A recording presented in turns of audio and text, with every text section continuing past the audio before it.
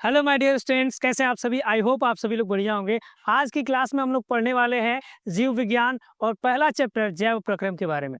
Biology में ये NCERT book में 6 चैप्टर है, तो इसके बारे में अध्ययन करेंगे। काफ़ी चीज़ों के बारे में जानेंगे कि जैव प्रक्रम क्या होता है और इससे रिलेटेड जितने भी टॉपिक्स हैं सबको कवर करने वाले हैं। तो आइए शुरू करते हैं। तो पहला जो टॉपिक है हम लोगों का वो है जैव प्रक्रम, लाइफ प्रोसेसेस। ठीक है, ये क्या होता है इसके बारे में थोड़ा जानते हैं। यहाँ पर देखिएगा, डेफिनेशन में लिखा हुआ है जीवों के शरीर में जीवन को बनाए रखने के लिए होने वाली आवश्यक क्रियाएं, जितनी भी क्रियाएं होती हैं उनके लाइफ में, जैसे कि पोषण, है ना, श्वसन, परिवहन, उत्सर्जन, इन सभी को हम क्या बोलेंगे? जैव प्रक्रम बोलेंगे।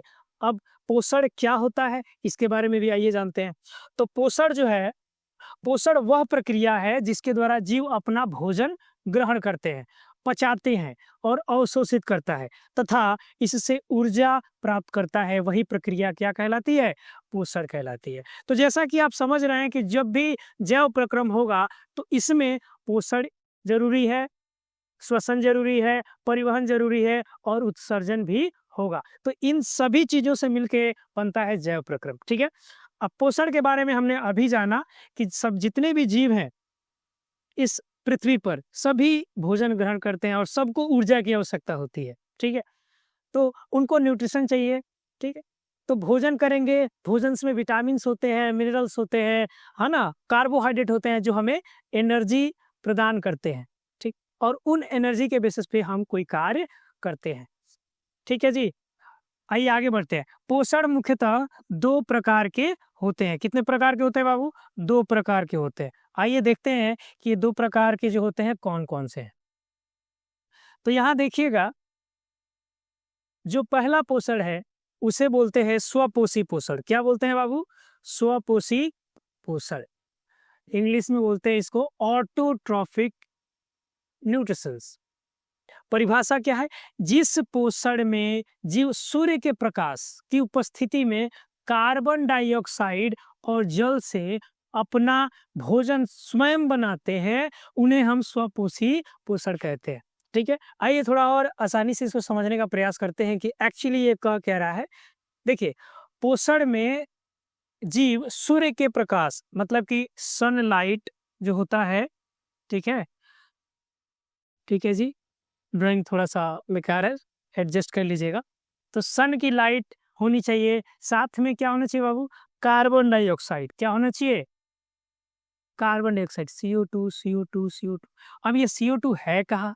तो जितना भी वातावरण में गैसेस आप देखते हैं उन सभी गैसेस में कार्बन डाइऑक्साइड है, ऑक्सीजन है, हीलियम है, नाइट्रोजन है, अनेक प्रकार की गैसेस है। ठीक, लेकिन स्वपोषी जो पोषण होता है, जो पौधे होते हैं वो जब भोजन बनाते हैं तो उनको बेसिकली क्या चाहिए होता है? सनलाइट। क्या चाहिए होता है बाबू? सनलाइट और कार्बन डाइऑक्साइड और जल, H2O। ठीक है जी, ठीक है। तो जब सनलाइट और कार्बन डाइऑक्साइड और जल मिलके भोजन जो बनता है वो भोजन ग्रहण करते हैं स्वपोषी पोषण। ठीक है, समझ में आ गया? आइए आगे बढ़ते हैं। अगला है बाबू परपोषी पोषण। इसको इंग्लिश में बोलते हैं हेटरोट्रोफिक न्यूट्रिशन। डेफिनेशन क्या है? जिन पोषण में जीव अपना भोजन स्वयं नहीं बना सकते, यहाँ पे ध्यान दीजिएगा, स्वयं नहीं बना सकते और अन्य जीवों पर निर्भर रहते हैं, उसे परपोषी पोषण कहते हैं। ठीक है, मतलब कि अभी आपने देखा कि सनलाइट है, कार्बन डाइऑक्साइड है और जल है, ये जो स्रोत है नेचर के द्वारा मिल रहा है और इनसे जो भी जीव अपना भोजन बनाते हैं, जो कि हरे पेड़ पौधे बनाते हैं, याद रखिएगा, हरे पेड़ पौधे जिस प्रक्रिया द्वारा भोजन बनाते हैं उसको हम लोग बोलते हैं प्रकाश संश्लेषण। प्रकाश संश्लेषण इंग्लिश में क्या बोलते हैं बाबू? इंग्लिश में बोलते हैं फोटोसिंथेसिस। ठीक है जी, फोटोसिंथेसिस प्रक्रिया द्वारा पेड़ पौधे अपना भोजन ग्रहण करते हैं और ये जो हरे पेड़ पौधे होते हैं कैसे होते हैं? स्वपोषी होते हैं, क्योंकि इन प्रोसेस के द्वारा वो लोग अपना भोजन बनाते हैं। लेकिन यहाँ उल्टा हो गया। यहाँ क्या हुआ? यहाँ ये हुआ कि जो भी जीव है वो भोजन तो बनाएगा, लेकिन वो अपने आप से भोजन नहीं बनाएगा। बेसिकली वो दूसरे जीवों पर क्या रहेगा? निर्भर रहेगा। जैसे कि मनुष्य, हम सभी इंसान हैं, ठीक है? हमें भोजन अगर चाहिए होता है तो हम कहाँ से लेते हैं? तो हमारा मेन जो स्रोत है बाबू वो है अनाज, ठीक है? अन्न, ठीक है? जानवरों, है ना? जानवरों से, ठीक है? अनाज हो गया, जानवर हो गया, फल फूल हो गए, ठीक है? तो ये स्रोत है, इन स्रोतों से हम लोग अपना भोजन ग्रहण करते हैं। इनके अलावा अगर बोल दिया जाए कि भोजन लेना है तो कहाँ से लीजिएगा? हमारे बॉडी में ऐसा कोई कोई सिस्टम बना ही नहीं है, ठीक है? इसीलिए बोला जाता है कि इंसान क्या है? एक परपोषी जीव है ना? जानवर भी देखेंगे आप लोग, कुत्ता, बिल्ली, भैंस जो भी है वो सब क्या है? परपोषी है, क्योंकि वो दूसरों पर निर्भर है। ठीक है जी? ओके, आगे बढ़ते हैं बाबू। आगे देखेंगे अमीबा में पोषण कैसे होता है। बहुत ही इम्पोर्टेंट टॉपिक, और हम चाहेंगे कि आप इसको थोड़ा ध्यान से समझिएगा, ठीक है? आइए, टॉपिक है बाबू अमीबा में पोषण। सबसे पहले जो होता है वो है भोजन ग्रहण। अमीबा भोजन को देखता है और उसको ग्रहण करने की कोशिश करता है। आप एक बात जान लीजिए, जो अमीबा है, अमीबा, ये एक कोशिकीय जीव है। कैसा जीव है बाबू? एक कोशिकीय, मतलब कि इसके अंदर केवल एक ही कोशिका होता है। और हम लोग क्या है? हम लोग इंसान है। जानवर क्या है? उनके पास भी बहुत सारे कोशिकाएं होती है। इंसानों के पास भी बहुत सारी कोशिकाएं होती हैं, लेकिन अमीबा के पास केवल एक कोशिका होती है, जिस वजह से वो उतना अच्छे तरीके से जितना हम लोग वर्क कर पाते हैं, जितना जानवर तेजी से चले जाते हैं, कार्य कर लेते हैं, उतनी तेजी से अमीबा कार्य नहीं कर पाते हैं, ठीक है?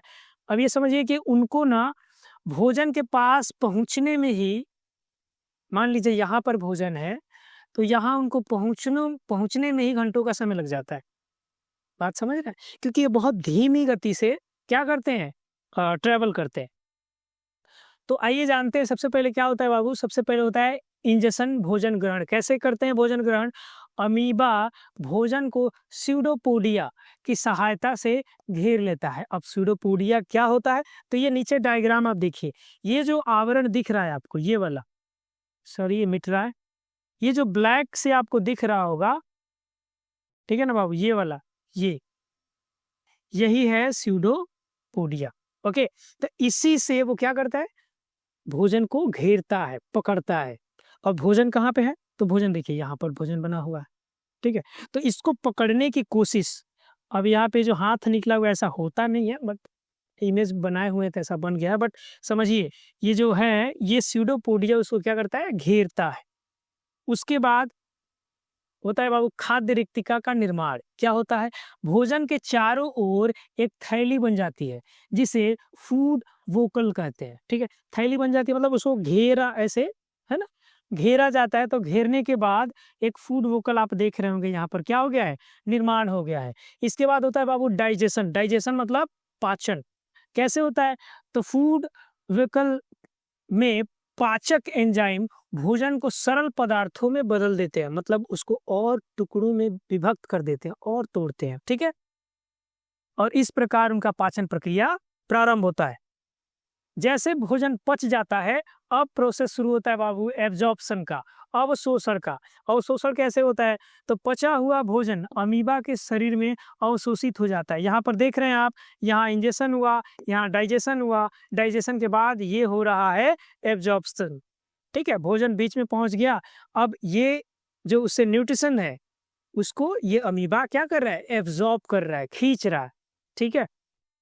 उसके तुरंत बाद हो जाता है बाबू क्या चीज? इजेशन। इजेशन क्या होता है? उत्सर्जन। अपचित भोजन कोशिका की सतह से बाहर निकाल दिया जाता है, ठीक है? जो पच गया वो तो बॉडी यूज कर लेगा, न्यूट्रिशन ले लेगा, उससे एनर्जी ले लेगा, लेकिन जो बचेगा वो तो वेस्ट पदार्थ है ना, तो उसको उत्सर्जन जिसको हम लोग इजेशन बोलते हैं, इस माध्यम द्वारा वो बॉडी से रिलीज कर देता है, बाहर रिलीज कर देता है। ठीक है, आइए आगे बढ़ते हैं। अब जानते हैं कि यही प्रक्रिया इंसानों में कैसे होती है, मतलब पाचन कैसे होता है, कहाँ से प्रारंभ होता है, और इसको बहुत अच्छे से समझेंगे तो अपना अटेंशन बना रखिए। तो आइए यहाँ पर देखेंगे बाबू, हम लोगों का जो भोजन है काफी ठोस अवस्था में होता है। जब भी आप भोजन करने जाते हैं, रोटी, दाल, चावल जो भी है, वो पहले किस अवस्था में होता है? ठोस अवस्था में होता है। तो जैसा होता है हम उसको वैसा तो ग्रहण कभी करते नहीं है। ऐसा थोड़ी होता है कि रोटी जैसा आया, चावल जैसा आया, वैसे ही हम उसको ग्रहण कर लिए। पहले क्या करते हैं? हम उसको तोड़ते हैं। ठीक है, तो अगर हम आपसे कहें भोजन कैसा होता है बाबू, तो आप कहिएगा सर ठोस होता है। कैसा होता है? ठोस। ठीक है, ओके। अच्छा, ठोस अवस्था में होता है तो क्या इसी अवस्था में हम लोग उसको ग्रहण करते हैं? जी नहीं, उसको हम लोग क्या करते हैं? तोड़ते हैं। तोड़ते हैं। किससे तोड़ते हैं भैया? तो हाथ से तोड़ते हैं। ठीक है, हाथ से तोड़ने के बाद हम उसको दांत से तोड़ते हैं। किससे तोड़ते हैं बाबू? दांत से चबाते हैं। और जब दांत से जब तोड़ते हैं बाबू, तो वहां पे एक चीज जो उसके साथ मिल जाता है, वो क्या होता है? लार। ठीक है, जो भोजन है उसके साथ क्या मिल जाता है? लार मिल जाता है। और ये लार बहुत ही इंपॉर्टेंट है, क्योंकि जब तक ये लार मिलेगा नहीं तब तक आपका भोजन मुलायम बनेगा नहीं। जब वो मुलायम नहीं बनेगा तो आपको उसे निगलने में क्या होगी? परेशानी होगी। ठीक, आप उसको निगल नहीं पाइएगा, और निगल भी जाइएगा तो आपका जो ग्रसनी है उसको नुकसान पहुंच जाएगा। ठीक, तो ये लार क्या करता है? मुलायम बना देता है। जो भी भोजन है उसको निगलने में आसानी हो जाती है। ठीक है, अब देखेंगे और क्या फायदा है। तो लार का और भी कई सारे फायदे हैं। ये जो कार्बोहाइड्रेट होता है, जो कि स्टार्च आप जानते होंगे, एक जटिल कार्बोहाइड्रेट है, उसको पचाने में भी मदद करता है। ठीक है, तो लार बहुत ही इंपॉर्टेंट है। ठीक है, यहाँ पर उसी के बारे में देखा जाए, देखिए यहाँ पर लिखा है भोजन चबाया जाता है। लार में उपस्थित स्लाइवरी एमाइलेज एक केमिकल है, वो रिलीज होता है और वो स्टार्च को शर्करा में बदल देता है। स्टार्च क्या होता है अभी आपको बताया, ये कार्बोहाइड्रेट है। क्या है बाबू? कार्बोहाइड्रेट है। और इसको वो बदल देता है किस चीज में?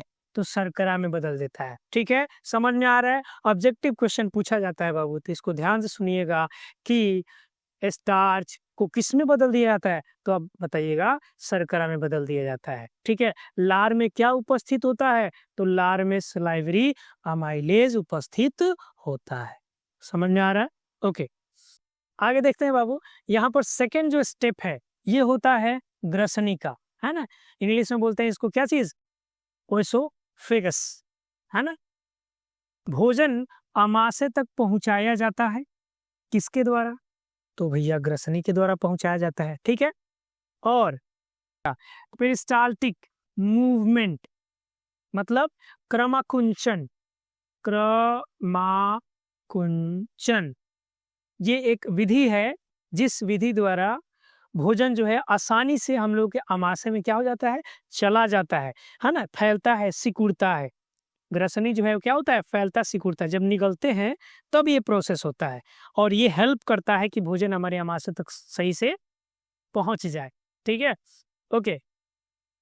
तो यहाँ हुआ ये कि क्रमाकुंचन विधि द्वारा भोजन आपके आमाशय तक पहुंच गया। अब देखिएगा, अब यहाँ से कार्य प्रारंभ होता है आमाशय का। ठीक है, भोजन मथ कर अर्ध तरल बनाया जाता है। अब जैसे आपके आमाशय में पहुंचता है ना बाबू, उस भोजन को मथा जाता है। मतलब कि जैसे दूध से चाहे दही से जब हम निकालते हैं ना, क्या निकालते हैं? घी।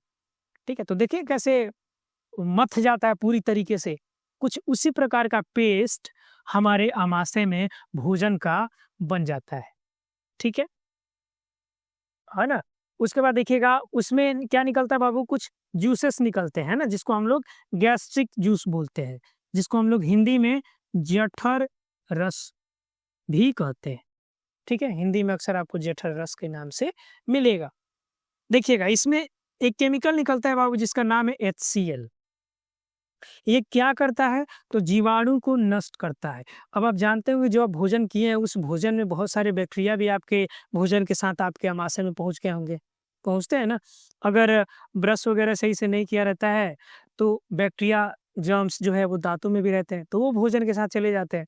कभी-कभी खाने के साथ भी चले जाते हैं, तो उनको नष्ट करना बहुत ही इम्पोर्टेंट होता है। तो हमारे बॉडी में एक केमिकल होता है, बहुत कमाल का केमिकल है जिसका नाम क्या है बाबू? HCl, है ना? ये क्या काम करता है? तो उन जीवाणुओं को मार देता है ना? ताकि वो हमारे बॉडी को क्या नहीं पहुँचा पाए? नुकसान नहीं पहुँचा पाए, ओके? HCl अच्छा चीज़ है, बुरा भी है। अब आप कहेंगे सर बुरा कैसे? ये तो मार रहा है बैक्टीरियाज़ को, है ना? बुरा इसलिए है क्योंकि कभी-कभी ना इसकी अधिकता हो जाती है, ज़्यादा रिलीज़ हो जाता है। आवश्यकता से कोई भी चीज़ अगर ज़्यादा रिलीज़ हो जाए, है ना? तो वो शरीर के लिए फ़ायदेमंद बिल्कुल भी नहीं होता है और इस केस में भी ऐसा होता है। HCl जब ज़्यादा रिलीज़ हो जाता है तो शरीर में कई तरह की बीमारियाँ हो जाती हैं, पेट में प्रॉब्लम होना शुरू हो जाता है ना? एसिडिटी, ब्लोटिंग, है ना? दर्द होना, कई सारी प्रॉब्लम्स हैं। तो ये सही मात्रा में रिलीज़ हो, इसके लिए क्या करना चाहिए? इसके लिए ये करना चाहिए कि हमें अच्छे खाने खाने चाहिए। जैसे कि हरी साग-सब्जियाँ अगर आप ज़्यादा खाते हैं, तो आपको कभी भी ऐसी समस्याएँ नहीं आएँगी। तला भुना ज़्यादा खाते हैं, स्पाइसी फूड ज़्यादा खाते हैं, तेल वाले ज़्यादा, मसालेदार खाने ज़्यादा खाते हैं, तो एसिडिटी, ब्लोटिंग ये सब की समस्याएँ उत्पन्न होती रहती है। तो यही इसकी अधिकता को क्या कर देते हैं? वो बढ़ा देते हैं, है ना? और पेट हमेशा क्या रहता है? बीमार रहता है। आगे बढ़ते हैं, यहाँ पे देखिएगा पेप्सिन। पेप्सिन क्या है बाबू? प्रोटीन का पाचन करता है। प्रोटीन जो होता है बहुत ही इम्पोर्टेंट है हमारे बॉडी के ग्रोथ के लिए। आप जानते होंगे कि प्रोटीन जो है मसल बिल्डिंग में बहुत ज़्यादा हेल्प करता है, ठीक है? एनर्जी भी देता है, बट उसका मेन फोकस होता है मसल बिल्डिंग, मसल को गेन करना, ठीक है? टूटे हुए जितने भी सेल्स होते हैं उसको रिपेयर करना, ठीक है? तो उनको रिपेयर करने के लिए बाबू यूज़ होता है प्रोटीन, और उस प्रोटीन को पचाने के लिए जो होता है वो होता है बाबू पेप्सिन, ठीक है? और उस पेप्सिन सही से निकले, सही से प्रोटीन को पचाए, इसके लिए कौन ज़िम्मेदार है? इसके लिए ज़िम्मेदार होता है HCl। HCl हेल्प करता है। समझ में आया? चलिए आगे बढ़ते हैं। यहाँ पर डायग्राम में भी आप देख सकते हैं कि कौन कहाँ होता है। ये आपका जीभ है ये, और यहाँ मुँह है, और ये ग्रसिका है। यहीं से आपका भोजन क्या होता है? आगे बढ़ता है, ठीक है? आगे बढ़ता है। ये डायफ्राम है, ये फैलता सिकुड़ता है। इसके बारे में भी आगे हम लोग पढ़ेंगे कि श्वसन जब पढ़ेंगे तो इसके बारे में अधिक अध्ययन करेंगे। और ये आपका आमाशय है, ठीक है? और पित्ताशय यहाँ पे हो गया, और ये पित्त की नली है, यकृत है, अग्नाशय, और यहाँ पर ये जो चीज़ें आपको दिख रही हैं, ये छोटी आंत है और ये बड़ी आंत है, ओके? चलिए आगे बढ़ते हैं। आगे देखते हैं बाबू, अगला जो स्टेप हो जाता है ये है स्मॉल इंटेस्टाइन, छोटी आंत। अभी तक भोजन कहाँ था? हमारे मुख से ग्रसनी, ग्रसनी से आमाशय, आमाशय से कहाँ पहुंचा? छोटी आंत तक पहुंचा। अब छोटी आंत में क्या होता है आइए जानते हैं। पाचन का मुख्य स्थान होता है। भोजन पचेगा तो कहाँ पचेगा? छोटी आंत में ही पचेगा, क्योंकि पचना वहीं से, मतलब ऐसे देखा जाए तो मुंह से प्रारंभ हो जाता है, लेकिन पचाने का मेन जो काम है वो छोटी आंत में ही होता है। तो पाचन का मुख्य स्थान है। यहाँ 3 रस मिलते हैं। कितने रस मिलते हैं बाबू? 3। याद रखिएगा, छोटी आंत में कितने रस मिलते हैं? 3 एंजाइम, जो भी कहें आप। पहला है बाइल जूस। क्या नाम है? Bile juice. बाइल जूस क्या है? तो वसा का पाइसीकरण करता है। किसका पाइसीकरण करता है? वसा का, ठीक है? बाइल जूस का अर्थ होता है पित्त, पित्त रस। कौन सा रस? अब ये कहाँ से निकलता होगा? जाहिर सी बात है, पित्ताशय से रिलीज होता होगा, ठीक है? तो यहाँ से वो निकलता है, कहाँ मिलता है बाबू? भोजन में मिलता है। और भोजन आपका कहाँ तक पहुँच गया है? तो छोटी आंत में पहुँच गया है, ठीक है? अब यहाँ पर पहुँचा, वो वसा का क्या कर दिया? पाइसीकरण। उसके बाद पैनक्रियाज से निकलता है बाबू, है ना, पैनक्रियाटिक जूस, जिसको हम अग्नाशयी रस कहते हैं। अब पैनक्रियाज कहाँ होता है? तो इसी ग्राफ में आप देखिएगा, इस स्थान पे ये क्या है बाबू? तो यही है आपका पैनक्रियाज, और यहीं से निकलता है कौन सा रस? अग्नाशयी रस। ठीक है। तो अभी तक हमने देखा बाइल जूस निकला, पैनक्रियाज हो गया, उसके बाद अमाइलेज किसको पचाता है? कार्बोहाइड्रेट को पचाता है ना। और यहीं पे निकलता है बाबू ट्राइप्सिन जो प्रोटीन को पचाता है, लाइपेज जो फिर वसा को पचाता है, ठीक है जी। उसके बाद इंटेस्टाइनल जूस जो पूर्ण पाचन प्रक्रिया में प्रारंभ होता है और इसके पश्चात आपका भोजन सही तरीके से डाइजेस्ट होना स्टार्ट हो चुका होता है, ठीक है। उसके बाद जो दीर्घरोम होता है बाबू, जो आप देखोगे जो पेट का जो ये छोटी आंत है, अगर हम इसको बनाने का प्रयास करें तो इसके ना आंतरिक हिस्से से कुछ ऐसे रोम जैसे है ना निकले होते हैं, जिसका हिंदी नाम है दीर्घरोम। क्या नाम है बाबू? दीर्घरोम। ये क्या काम करते हैं? अब आपको पता है कि ये जो छोटा छोटा आपको दिख रहा है ना, इसी में भोजन क्या होता है? घूमता है। पचने का सारा प्रोसेस यहीं पर होता है और इसी में ये दीर्घरोम होता है। जैसे जैसे भोजन पचता रहता है आगे की तरफ सरकता जाता है। यहाँ देखेंगे आप, यहाँ ये अमाशय है ना, तो अमाशय से निकलने के बाद यहाँ से वो इसमें क्या हो जाता है? नीचे की तरफ से बढ़ते हुए और ये छोटी आंत में बढ़ता जाता है, बढ़ता जाता है, बढ़ता जाता है और अंत में जा करके ये ऐसे और फिर ये ऐसे रिलीज होता है, बड़ी आंत में जाता है। छोटी आंत से सरकते सरकते बड़ी आंत में पहुंचता है। तो जब ये सरकता है ना बाबू, तो वहां पर होता है इसके अंदर दीर्घरोम। दीर्घरोम क्या करते हैं? उसमें जितने भी विटामिन्स हैं, जितने भी मिनरल्स हैं जो आपके बॉडी के लिए बहुत हेल्पफुल हैं, वो क्या होते हैं? अवशोषित होते हैं। एब्जॉर्प्शन की प्रक्रिया यहीं से स्टार्ट होती है, ठीक है जी। तो ये अवशोषित कर लेते हैं और कहाँ ले जा करके छोड़ते हैं? रक्त में, ब्लड में, क्योंकि यहाँ पे ब्लड जो है ना ब्लड से दौड़ते रहते हैं उसके, है ना, इस भित्ति के ऊपर यहाँ पर ब्लड सेल दौड़ते रहते हैं।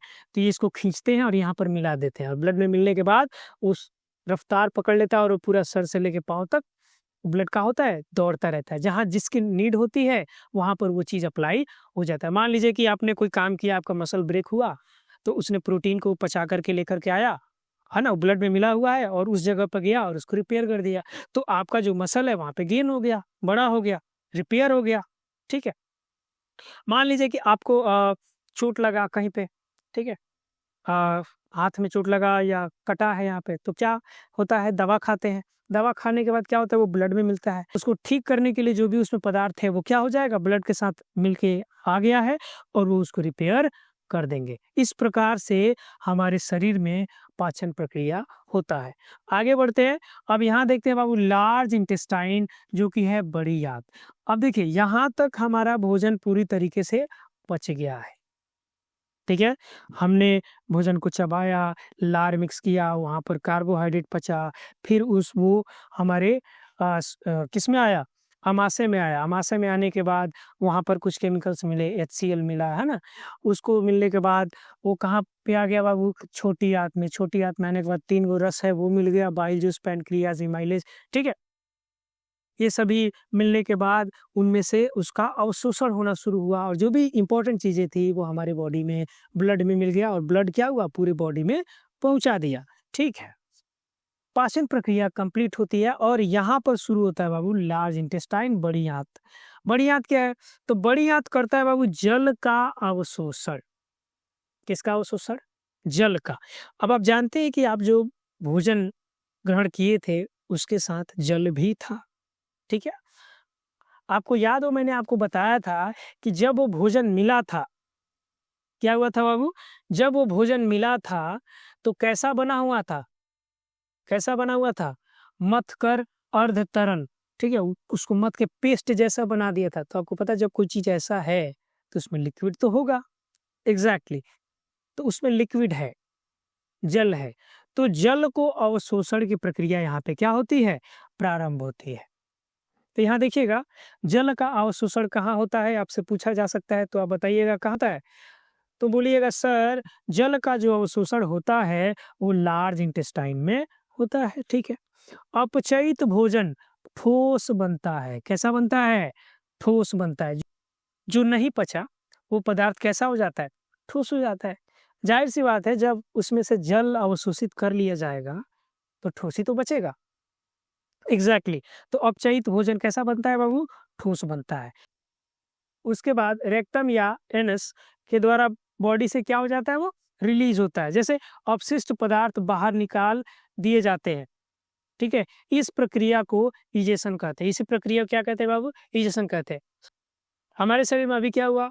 अभी पाचन हुआ। पाचन प्रक्रिया के बाद क्या हुआ? बड़ी आंत में खाना पहुंचा और वहां पर लार्ज अमाउंट में जितने भी जल की मात्रा थी वो बड़ी आंत ने क्या कर लिया? अवशोषित कर लिया। ठीक है, अब जो बचा वो कैसा होगा? ठोस होगा। तो अब हमारा बॉडी उसे एक्सेप्ट नहीं करता है, वो वेस्ट पदार्थ है, उस शरीर से बाहर निकलना जरूरी होता है। तो कहाँ से निकलता है बाबू? रेक्टम बोले या फिर एनस बोले, गुदा द्वार से वो क्या हो जाता है? बाहर निकल जाता है, रिलीज हो जाता है। ठीक है, अगर आपको वीडियो अच्छा लग रहा है, अगर आपको समझ में आ रहा है तो प्लीज़ वीडियो को लाइक कीजिए, चैनल को सब्सक्राइब कर लीजिए